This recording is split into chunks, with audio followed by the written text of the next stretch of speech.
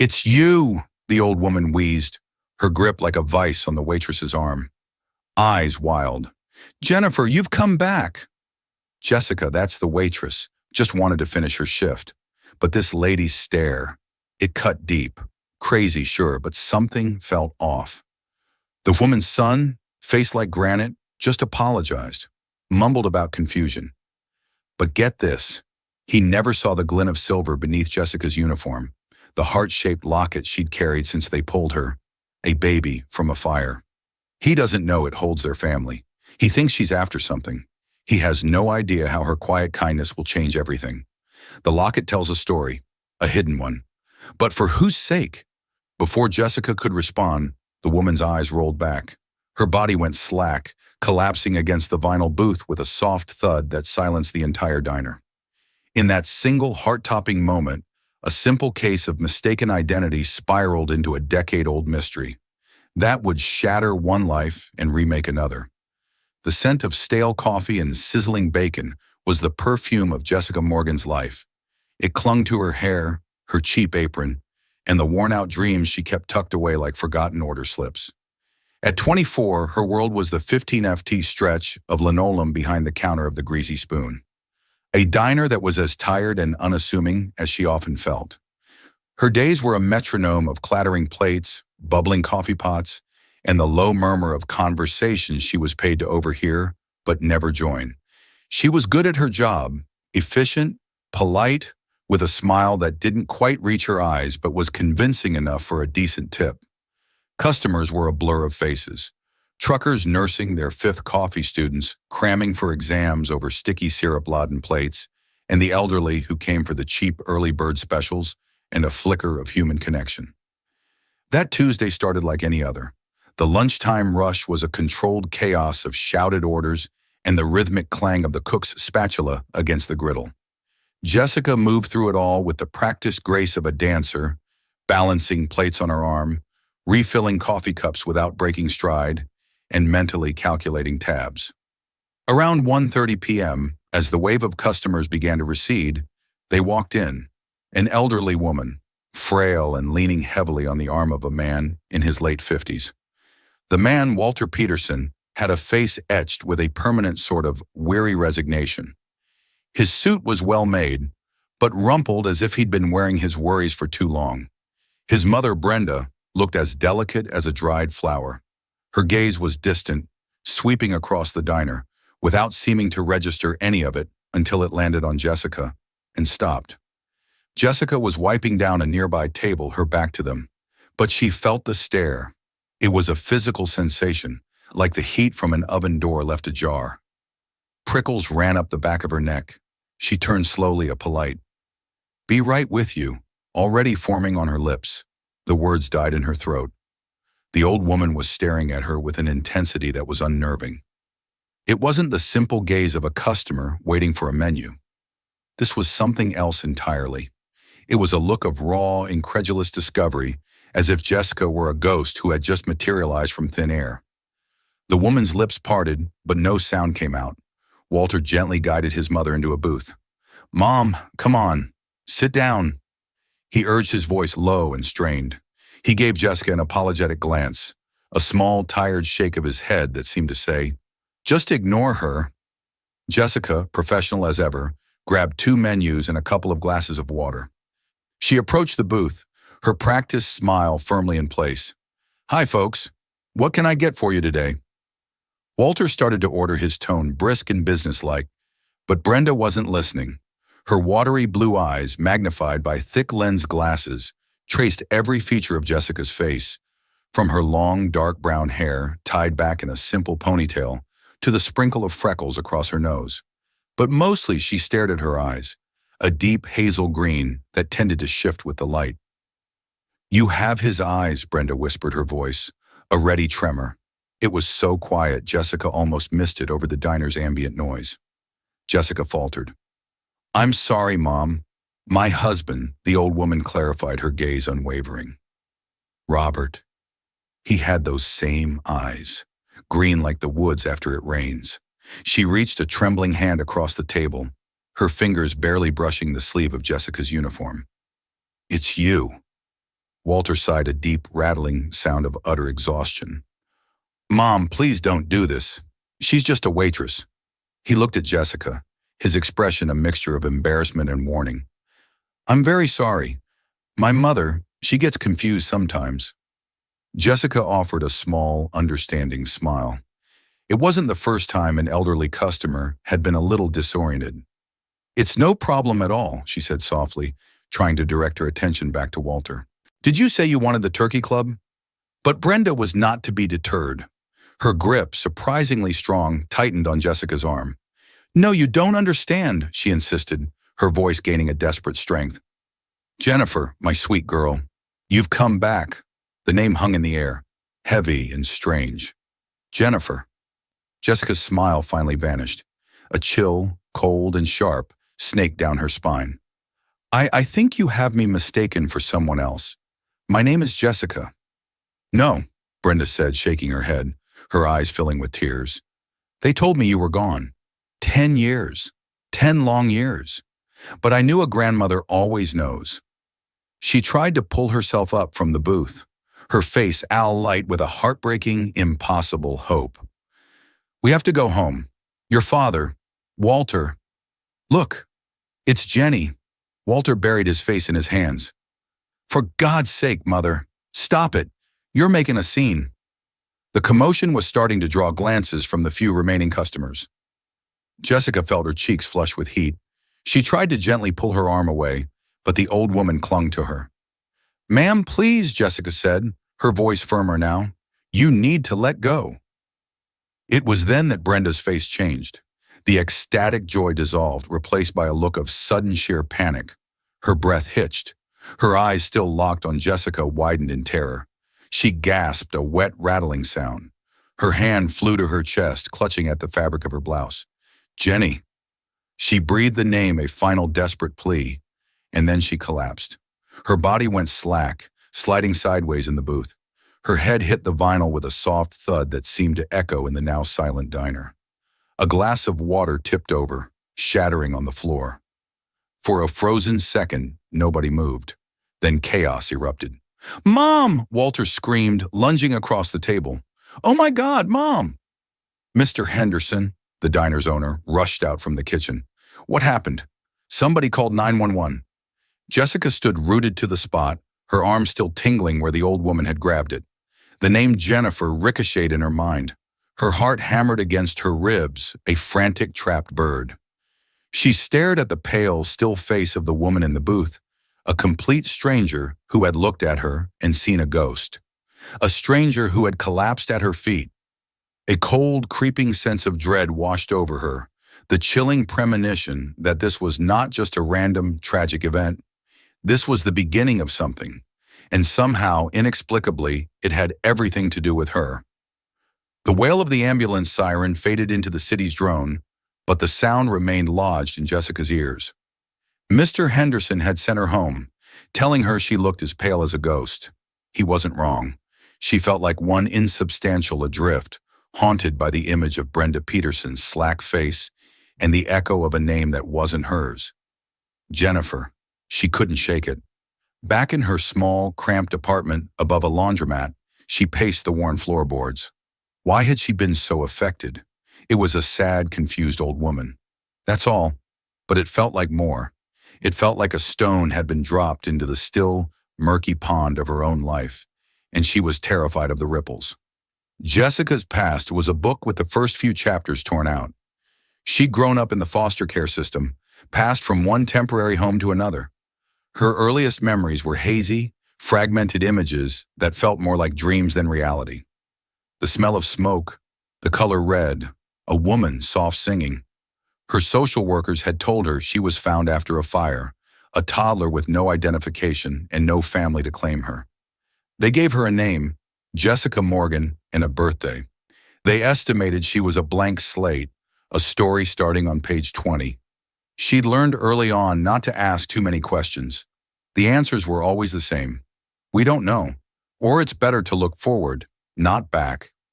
Driven by an impulse she didn't understand, she found the business card for the hospital the paramedics had given Walter.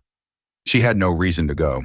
She was a stranger, the accidental catalyst for a medical emergency. Yet she felt an undeniable pull, a need for something, closure, an explanation. An hour later, she was walking through the sterile, antiseptic-smelling corridors of St. Michael's Hospital. She found the waiting room for the cardiac care unit and saw him immediately. Walter Peterson was slumped in a chair, his head in his hands, the picture of defeated grief. She hesitated, her hand hovering over the doorframe. What was she even doing here? This was a private family matter. As if sensing her presence, Walter looked up. His eyes, red-rimmed and exhausted, narrowed when he saw her. He stood up, his body language radiating pure hostility.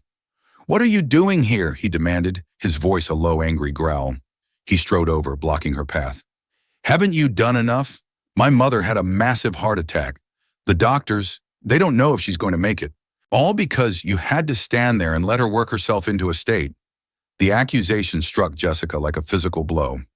"I didn't do anything," she stammered. "I just came to see if she was okay." "I was worried." "Worried?" Walter scoffed, a bitter, humorless sound. "Save it. People like you see a confused old woman. You see an opportunity. I don't know what you were after, but you're not getting it." "An opportunity? What are you talking about?" "I was just doing my job." Jessica's fear was quickly being replaced by anger. "Your mother grabbed me. She called me a name. I'm sorry she's sick. I truly am. But you can't blame me for that." Her defiance seemed to puncture his rage, leaving behind the raw grief it was protecting. He deflated, rubbing his temples with a trembling hand. "You don't understand," he said, his voice cracking. "For 10 years she's done this. Sees a girl with the right hair color, the right height, and for a moment she thinks she hopes." He sank back into his chair. "But it's never been like this. She's never been so certain, never collapsed." He looked up at Jessica, and for the first time she saw past the anger to the profound, bottomless pain in his eyes. "My daughter Jennifer, she disappeared 10 years ago. She would be your age now." 24. Jessica's breath caught in her throat. "What? What happened to her?" Walter stared at a fixed point on the scuffed linoleum floor, his mind clearly a decade in the past. "We had a fight, a stupid, terrible fight about a boy, about her future. She was headstrong, just like her mother. She stormed out. We thought she'd be back in a few hours after she cooled off. But she never came back." He swallowed hard. "We filed a missing persons report, hired investigators, searched for years. Nothing, not a trace. It was like she vanished off the face of the earth." The story settled in the sterile air between them, thick with tragedy. Jessica felt a pang of sympathy, so sharp it was almost painful. "I'm so sorry," she whispered. Walter seemed not to hear her. He reached into his wallet and pulled out a worn, creased photograph, the edges soft with time. He held it out to her.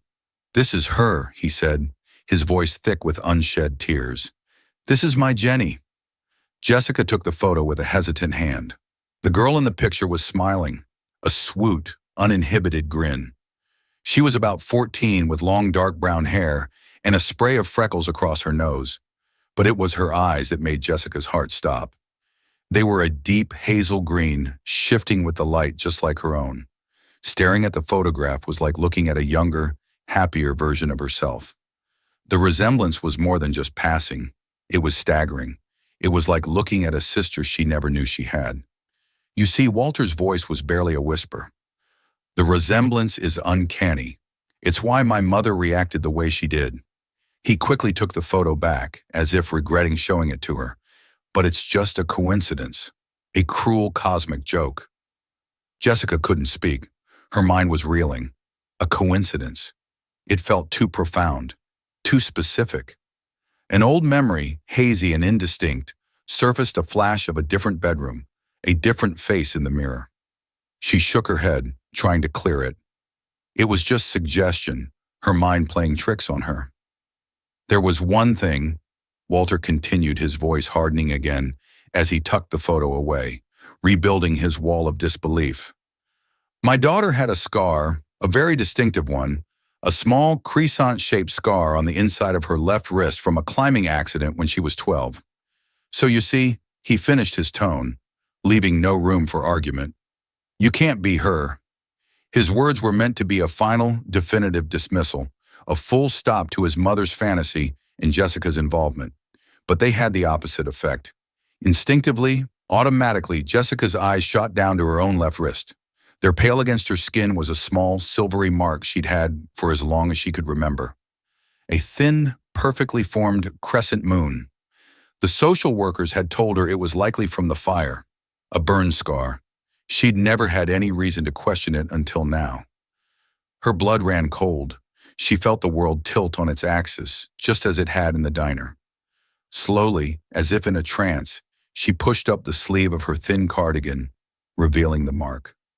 Walter's eyes followed her movement. He saw the scar, his face already pale with exhaustion and grief turned ashen. The confident dismissal in his eyes flickered and died, replaced by something new. A flicker of utter terrified and impossible shock. The air crackled with the unspoken question that now hung between them, a question so monumental it threatened to consume them both. The drive home from the hospital was a blur. Jessica's hands were slick on the steering wheel, her mind a maelstrom of confusion and a terrifying, burgeoning hope that felt like a betrayal of her entire life. Walter hadn't said another word after seeing the scar. He had simply stared, his mouth slightly agape, before a nurse had called him away to speak with the doctor about his mother's condition. He'd left Jessica standing in the corridor, her own wrist feeling like it had been branded a coincidence. That's what he'd called it. But this, the face, the eyes, and now the scar. Coincidences didn't stack up like that. They were single random events, not a constellation of impossibilities pointing to a single unbelievable truth. Back in her apartment, the silence was deafening. The familiar space felt alien, the peeling paint and mismatched furniture seeming to belong to a stranger named Jessica Morgan. But who was she really? Was that name just a label stuck on her by a system that hadn't known what else to do? Her entire identity was built on a foundation of, we don't know. Now a crack had appeared in that foundation, and she felt herself slipping through. The fragmented memories she had long suppressed began to surface with a new insistent clarity. The smell of smoke wasn't just a dream, it was acrid choking. The color red wasn't just a color, it was the terrifying dancing flicker of flames. And the woman singing. It was a lullaby, a soft, loving voice that felt like home. A frantic energy seized her. She needed proof, something tangible from her own nebulous past. In the back of her closet, buried under old blankets and art supplies she hadn't touched in years, was a small cardboard box. It was her entire history handed to her when she aged out of the foster system at 18. It contained a handful of school report cards, a few faded photos of her with various foster families, and her birth certificate, a document she now knew might be a work of fiction. She tore the box open, her hands shaking as she sifted through the meager artifacts of her life. And then she found it tucked at the very bottom, something she hadn't looked at in years. A small sealed manila envelope labeled Personal Effects J. Morgan. Inside were the items she'd supposedly been found with as a child. Her breath hitched. There were only two things. The first was a small tattered piece of a wool blanket, smoke-stained and smelling faintly of age. The second was a tarnished silver locket shaped like a heart. It was dented on one side and blackened with time. She'd tried to open it once as a teenager, but found it was stuck, the clasp seemingly fused shut.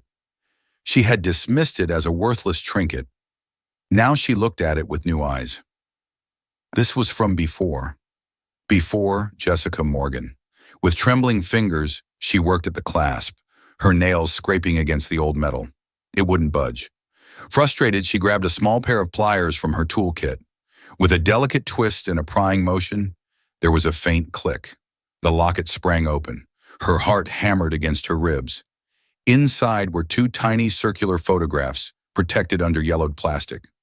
On the left was a smiling man with kind hazel green eyes. Walter had said her grandfather's name was Robert. It had to be him. On the right was a young woman with long, dark hair holding a baby. The woman was laughing, her head thrown back in joy. Jessica didn't recognize the woman, but she knew with a bone-deep certainty that the baby in her arms was her. Tears streamed down her face, hot and fast. This was it. This was real. This locket was a message from a life she couldn't remember. But it wasn't enough. Walter would call it another coincidence. She needed more. She needed to know how a girl named Jennifer Peterson, with a family and a home, became an amnesiac Jane Doe in the foster system. Her next thought was of her last social worker, Mrs. Gable, a stern-by-the-book woman who had always seemed uncomfortable when Jessica asked questions about her past. She had always steered the conversation away, insisting that focusing on the here and now was what was best for her. At the time, Jessica had assumed it was just bureaucratic indifference. Now it felt like evasion. She found her old case file number and dialed the county's social services department. After being put on hold for what felt like an eternity, a bored-sounding receptionist informed her that Carol Gable had retired 3 years ago. They couldn't give out her personal information. It was a dead end. Jessica hung up, a wave of despair washing over her. She was so close yet so far. She looked at the locket in her palm, the tiny faces staring up at her. They were her family, a grandmother who was lying in a hospital bed because she had recognized her. A father, could she even think of him that way, who was so wounded by the past he couldn't see the present? A new resolve hardened within her. She would not let this go. Walter may have built a wall of denial, but she had a sledgehammer. She had the scar, and now she had the locket. She picked up her phone again, her fingers hovering over her contacts. There was one other person she could call a lifeline to her past, however tenuous. A woman from one of her last foster homes, a kind soul named Miss Davis, who had always encouraged her to draw and had shown her more genuine affection than anyone else. They exchanged Christmas cards but hadn't spoken in over a year.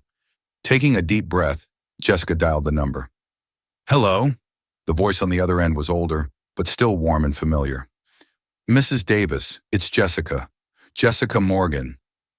"Jessica, dear, how wonderful to hear from you. How are you keeping?" The simple kindness in her voice made Jessica's throat tighten. I'm okay. Actually, something has happened. Something strange. I need to ask you about my file, about when I first came to you. Did Mrs. Gable ever say anything specific about the fire? About where I was found?" There was a pause on the other end of the line. When Mrs. Davis spoke again, her voice was more hesitant. "Well, it was all very hush-hush, dear. Carol, Mrs. Gable, she was very strict about the details. She said it was for your own protection to prevent any trauma from resurfacing." Another pause. "But there was something odd. Your file was unusually thin for a Jane Doe case. Almost empty. Just the basics. And I always thought it was strange that there was no public appeal, no media coverage trying to identify the lost little girl from the fire. That's usually the first thing they do." The words hit Jessica with the force of a physical blow. No public appeal. Why would they not try to find her family? Unless someone didn't want her family to be found, unless someone knew exactly who she was, and for some reason created a new identity for her instead. The image of Mrs. Gable's stern, unyielding face flashed in her mind. It wasn't indifference Jessica had seen in her eyes all those years ago. It was fear. Walter Peterson sat in the dim light of his study, the smell of old books and bourbon heavy in the air. His mother, Brenda, was stable but unconscious, hooked up to a symphony of beeping machines in the CCU. The doctors used cautious words like prognosis and observation, but Walter knew what they meant. She was balanced on a knife's edge, and a waitress with his daughter's eyes had pushed her there. Or had she? He swirled the amber liquid in his glass, the ice clinking a lonely rhythm. He had built a fortress around his heart over the past decade, its walls made of cold, hard facts. Jenny was gone. Hope was a poison. Grieving was a private, orderly process. He had a life to manage, a business to run, an aging mother to care for. There was no room for ghosts. Then Jessica Morgan had walked up to their booth. He'd seen the resemblance. Of course, he wasn't blind. It was a shock, a cruel twist of the knife. But he had dismissed it. He was practiced at dismissing things that hurt too much. But the scar, he couldn't dismiss the scar. He had described it so clearly, so definitively, as the one thing that would prove she wasn't Jenny. A secret password only the real Jenny would know. And then she had pushed up her sleeve, and there it was, a pale, perfect crescent moon. The fortress wall hadn't just been breached. It had been vaporized. For the first time in 10 years, a sliver of terrifying, unwelcome hope pierced his carefully constructed defenses. It was agony. To hope now, after all this time, felt like a betrayal of his grief, a path that could only lead to an even more devastating heartbreak. But what if? The question was a torment. He couldn't live with it. He needed to know one way or another. He needed to either prove this waitress was an astonishing fraud or confront the impossible. There was only one person he could call. He pulled out his phone and scrolled through his contacts to a name he hadn't dialed in years. Robert Finch. Finch had been the private investigator they'd hired after the police had exhausted their leads. He was a former cop, old school relentless, and a bloodhound for the truth. He had poured years of his life into finding Jenny, turning over every stone, chasing every dead-end lead until even he had to admit the trail was ice cold. The failure had haunted Finch. Walter knew it was the one case he never closed. The phone rang 4 times before a gruff, growly voice answered. "Finch, Robert, it's Walter Peterson." There was a moment of silence on the other end. Walter Finch said, his voice softening slightly. "It's been a long time. I hope you're calling with good news, but I have a feeling you're not." "It's my mother," Walter said, his voice strained. "She had a heart attack today." "I'm sorry to hear that. Brenda's a tough woman, is she?" "She's hanging on, but that's not why I'm calling." "Robert, something's happened. Something I can't explain. I need you to look into someone for me, off the books, quietly." Walter explained everything. The waitress, the staggering resemblance, his mother's collapse, and finally his voice dropping to a near whisper. The scar. Finch listened without interruption. When Walter finished, the line was silent for a long moment. Walter could picture him in his cluttered office, stroking his graying beard, the gears of his sharp analytical mind beginning to turn. A crescent-shaped scar on her left wrist. Finch finally repeated the words, methodical and measured. "You're sure?" "I saw it with my own eyes," Walter confirmed. "And her name is Jessica Morgan, works at the Greasy Spoon downtown." "Yes." "All right, Walter," Finch said, a new energy in his voice. "I'm semi-retired, you know. Spend most of my days fishing. But for Jenny, I'll dust off the old files. Give me 48 hours. True to his word, Finch went to work. He didn't approach Jessica directly. That would be too clumsy, too obvious. He started with the periphery. He ran a background check on Jessica Morgan. The results were exactly what one would expect for a ward of the state. Born an orphan, no known relatives, a string of foster homes in the Tri-County area. Her social security number was issued when she was 5 years old. Before that, she didn't officially exist. Next, Finch drove to the Greasy Spoon during a quiet afternoon when he knew Jessica wouldn't be working. He sat at the counter, ordered a black coffee, and struck up a conversation with the owner, Mr. Henderson, posing as a long-lost uncle, trying to reconnect with his niece. He learned that Jessica was a good kid. Quiet, kept to herself, a talented artist who sometimes sketched customers on napkins when she thought no one was looking. Reliable, hard-working, and utterly alone in the world. There was no hint of deception, no whiff of a con artist. The most crucial part of his investigation, however, took place in his dusty garage, surrounded by boxes of cold cases. He found the one labeled Peterson J. Inside was a decade of heartbreak documented in files, photographs, and interview transcripts. He spread the contents across a large table, the ghost of a smiling 14-year-old girl staring up at him. He reread the timeline of her disappearance, the argument with her parents, the last time she was seen walking away from her house. He reviewed the interviews with her friends. They all said the same thing. Jenny was upset, but she was a homebody. She loved her family. She would never just run away and not come back. He focused on the first 72 hours, the most critical period. Police had checked bus stations. Train stations put out an alert. Nothing. It was as if she had simply been erased, but Finch was looking for something new now. Armed with the knowledge of Jessica's past, he pulled out a map of the state and marked the location of the Petersonen home. Then he began to research fires that had occurred in the region around the same time Jenny vanished.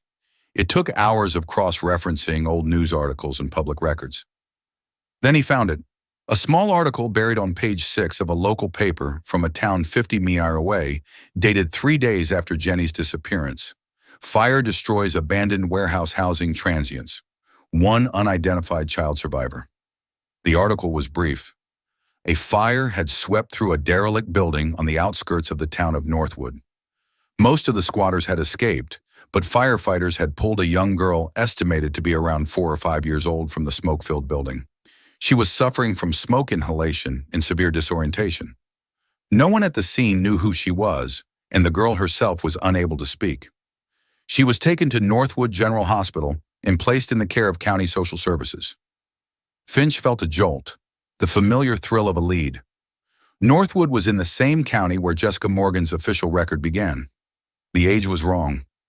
Jenny was 14, but in the chaos of a fire with a traumatized, smoke-covered victim, could a terrible mistake have been made? A 14-year-old small for her age and in shock might appear younger, more vulnerable. He dug deeper, searching for the social services report from the incident. That's when he hit the wall. The initial report was there, but the follow-up file, the one detailing the girl's placement and identity creation, was sealed. Restricted access. The official who signed off on the original intake report and the subsequent sealing of the file was the county's senior case manager at the time. Her name was Carol Gable. Finch leaned back in his chair, the pieces clicking into place with an ominous certainty. A girl disappears. A few days later, a traumatized Jane Doe of a roughly similar description appears 50 miles away. The case file is unusually thin and then sealed by a specific high-ranking social worker. The girl is given a new name and absorbed into the system. No public appeal is ever made. This wasn't a coincidence, and it wasn't a simple mistake. It was a cover-up. The only question was why. 2 days felt like an eternity to Jessica. She went through the motions at the diner, her body on autopilot, while her mind endlessly replayed the scene at the hospital. Every customer who walked in made her jump, half expecting to see Walter Peterson standing there with either an apology or an accusation. But there was only silence. The uncertainty was a physical ache, a knot of anxiety in her stomach that coffee couldn't dissolve. The silver locket never left her. She wore it on a simple chain tucked under her uniform. Its cool weight against her skin was a constant reminder, a solid piece of a past she was desperately trying to grasp. She had cleaned it, polishing away years of tarnish until the silver gleamed.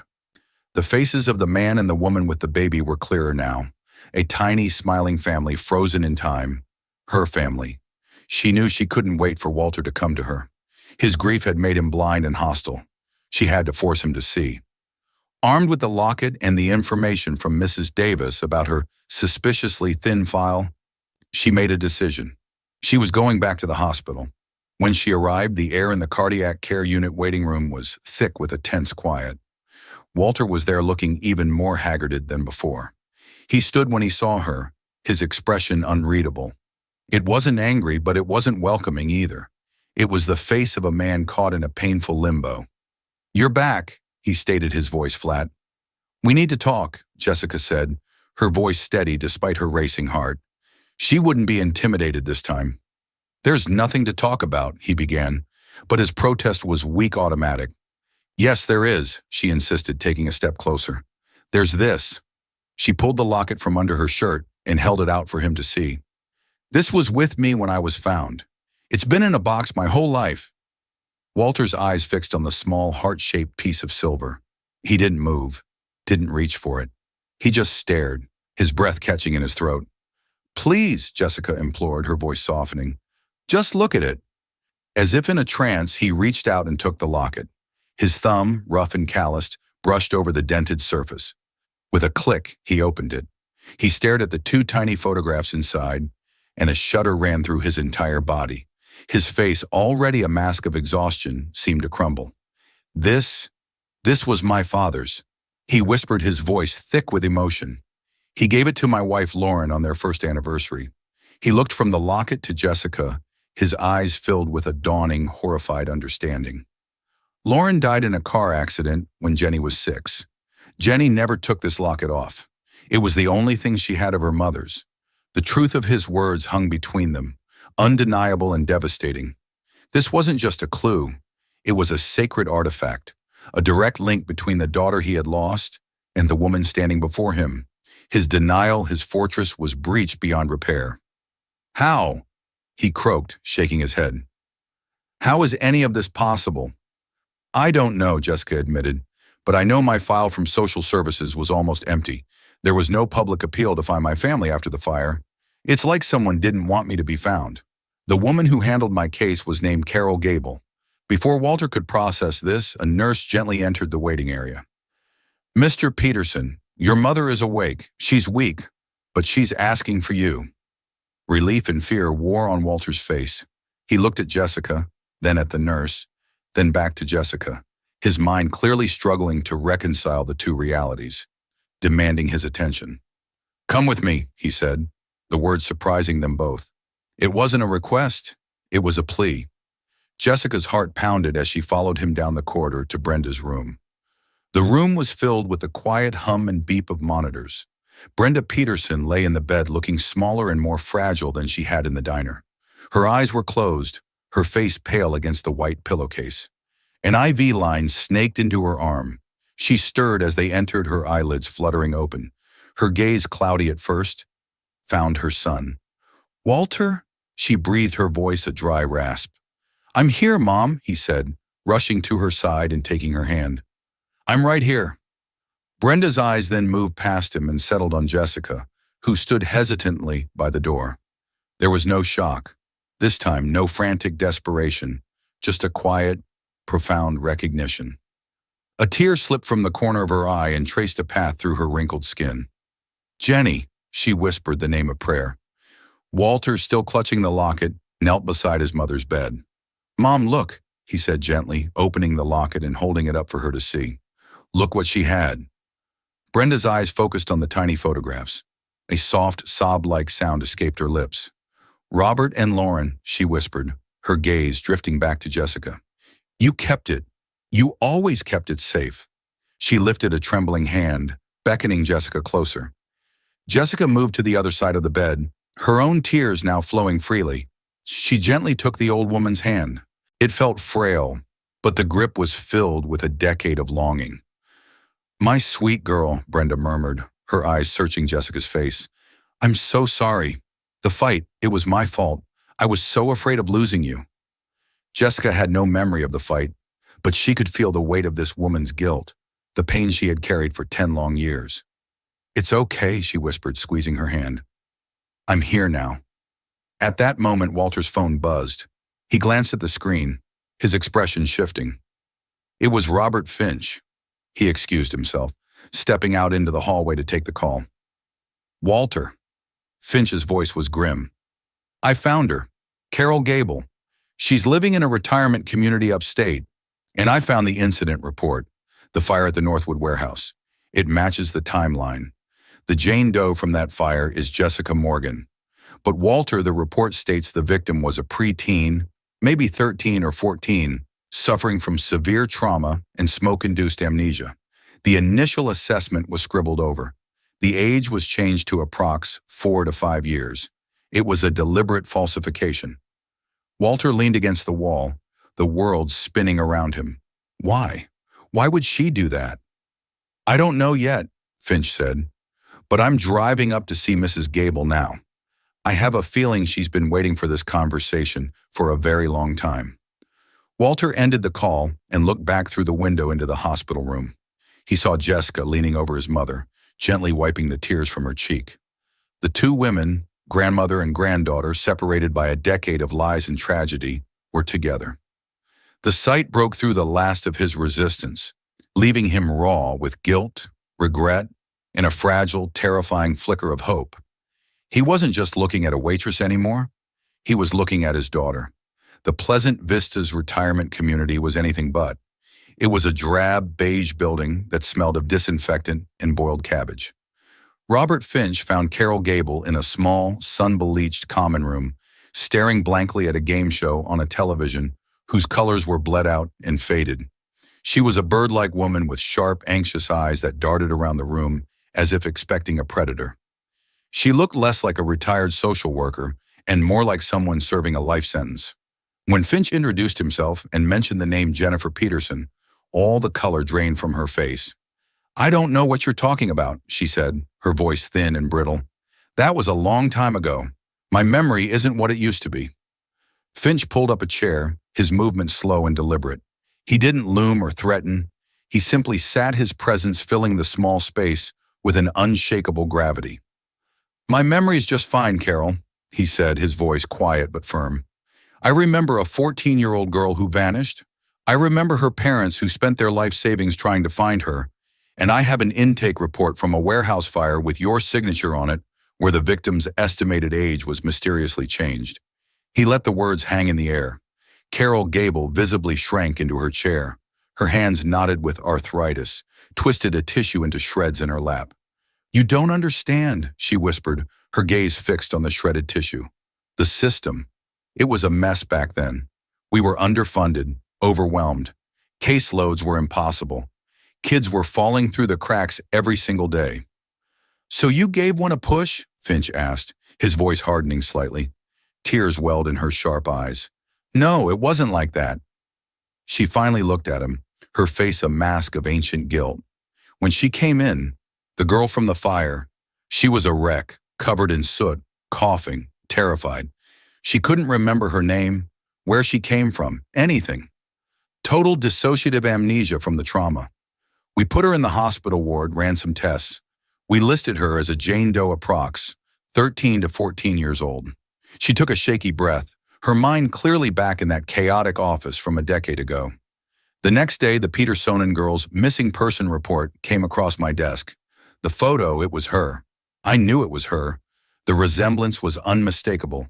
I was supposed to make the call, reunite the family. That was my job. "So what happened?" Carol Finch pressed gently. "Why didn't you?" This was the heart of it. The moment her life was diverted, a family left to drown in grief. "My supervisor," Carol said, her voice cracking. "Martin Cross. He was a monster, a bully who only cared about numbers, about closing cases to make himself look good. That same week, we'd had a horrible incident. A child we had placed back with his family against my recommendation ended up back in the hospital, badly beaten. The press was all over it. Cross was under investigation. His career was on the line. She wrung her hands, the story pouring out of her, now a confession she'd held in for 10 years. When I took the Petersonen file to him, he saw the photo. He knew we had her. But then he looked at her intake report, a runaway from an affluent family.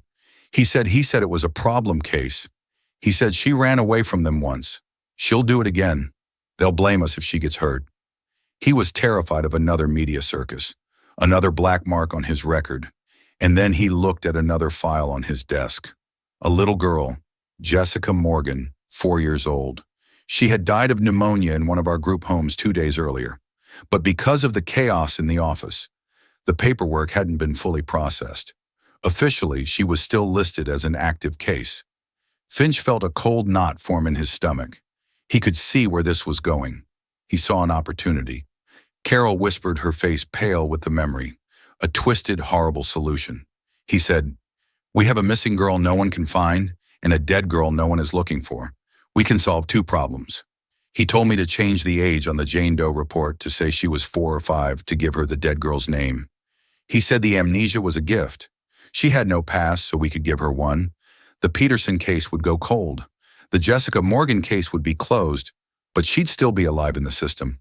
No messy reunion, no questions asked, just clean paperwork. And you went along with it. Finch's voice was laced with disbelief. "He threatened me," she cried, the tears flowing freely now. "He said he would pin the other case, the beaten boy, on me. He said he'd ruin my career, make sure I never worked with children again. I was a single mother. I was scared. I was a coward." She buried her face in her hand, her shoulders shaking with sobs. "So I did it. I falsified the report. I signed the papers. I created Jessica Morgan, and I have lived with it every single day since Martin Cross died of a heart attack 5 years ago. He got away with it, but I never did." The confession hung in the sterile air of the common room, ugly and tragic. It wasn't a story of a mustache-twirling villain, but of small, weak people making monstrous decisions under pressure. It was a story of bureaucratic convenience built on a foundation of human suffering. A girl's life, a family's heart traded for a clean file and a protected career. Finch sat there for a long time, the game show buzzing ignored in the background. He felt a profound sense of sorrow. He had spent years searching for a kidnapper, a predator, some dark external force that had stolen Jenny Peterson. But the truth was far more mundane and somehow far more sinister. She hadn't been stolen by a monster in the shadows. She had been erased by a man with a pen in a brightly lit office for the sake of a tidy report. He stood up, his purpose clear. "Thank you for your honesty, Carol," he said, his voice devoid of judgment. "You'll need to make a formal statement, of course, to the authorities, to the family." She nodded, not looking at him. "I know," she whispered to her lap. "It's time. It's long past time." As Finch walked out of Pleasant Vistas, he pulled out his phone. He had to make the most difficult call of his career. He had to call Walter Peterson and tell him that he had found his daughter and that she had been hidden in plain sight all along. The DNA test was a mere formality, a piece of paper confirming what their hearts already knew. Jessica Morgan was without a doubt Jennifer Peterson. The news didn't bring a sudden cinematic burst of joy, but a quiet, profound gravity that settled over them all. Spurred by a hope more potent than any medicine, Brenda's recovery was swift. Within a week, she was home, not in her own quiet house, but in Walter's with the granddaughter she thought she'd lost forever. Walking into the Petersonen house was like stepping into a beautiful haunted museum of a life she couldn't recall. Photos of a smiling girl with her face were everywhere, a constant reminder of the ghost she was supposed to be. The reunion was not a simple fairy tale ending. It was messy and achingly real. Brenda was overcome with pure joy, holding Jennifer's hand for hours, trying to stitch back the lost years with stories. For Walter, every moment was tinged with a deep, crushing guilt for his disbelief and the harsh words that had driven his daughter away a decade ago. For the woman at the center of it all, it was a dizzying navigation of a fractured identity. The name Jennifer felt like a costume. These loving people were still strangers. She was Jessica, the quiet waitress, who sketched on napkins and dreamed of a future. Not Jennifer, the girl from a past she couldn't access. The breakthrough came one afternoon in the attic. Walter pulled a dusty sheet off a stack of old canvases, revealing paintings full of vibrant emotional color. They were Jenny's work from her teenage years. Jess stared, not remembering the act of painting them, but recognizing the style, the bold brush strokes, the blend of colors as intrinsically her own. The artist had survived when the memories had not. "You always wanted to go to art school," Walter said, his voice thick with regret. "That's what our fight was about. I told you to be realistic. I was a fool. In that dusty attic, a bridge formed between the ghost of Jennifer Peterson and the reality of Jessica Morgan. They were one and the same." She began to ask them to call her Jess, a name that felt like a quiet treaty between her two lives. The following months were a slow, tentative process of becoming a family. The scandal of her disappearance and the subsequent cover-up faded into yesterday's news. What remained was the day-to-day work of building new memories. Jess enrolled in an art class, the feel of a real paintbrush, a comfort in her hand. There were still moments of awkward silence and the heavy weight of the lost years, but they were increasingly replaced by shared meals, inside jokes, and tentative laughter. One evening, months later, Jess stood in her old room, looking at her reflection in the mirror. She saw her grandfather's hazel green eyes, her father's stubborn chin, and a strength that was entirely her own. For the first time, the face staring back wasn't a stranger. It wasn't just Jessica the orphan or Jennifer the ghost. It was Jess, a mosaic of all she had lost and all she had found. And finally, she was home. What an unbelievable story of loss, identity, and the unbreakable bonds of family. For 10 years, a family grieved for a daughter they believed was gone forever. While that same daughter lived another life just miles away, her past erased by a terrible secret. Jessica and the Peterson family's journey is a powerful reminder that hope can survive in the darkest of places, and that the truth, no matter how long it's buried, will always find its way to the light. Their path forward won't be easy. Rebuilding a life and a family after a decade of absence is a challenge filled with both pain and incredible joy. If this story of resilience and reunion moved you, please show your support by hitting that like button. What part of their story shocked you the most? Let us know in the comments below, and don't forget to share this incredible story with others who might be inspired by it. To make sure you don't miss our next real-life drama, hit subscribe and ring the notification bell. Thank you for listening.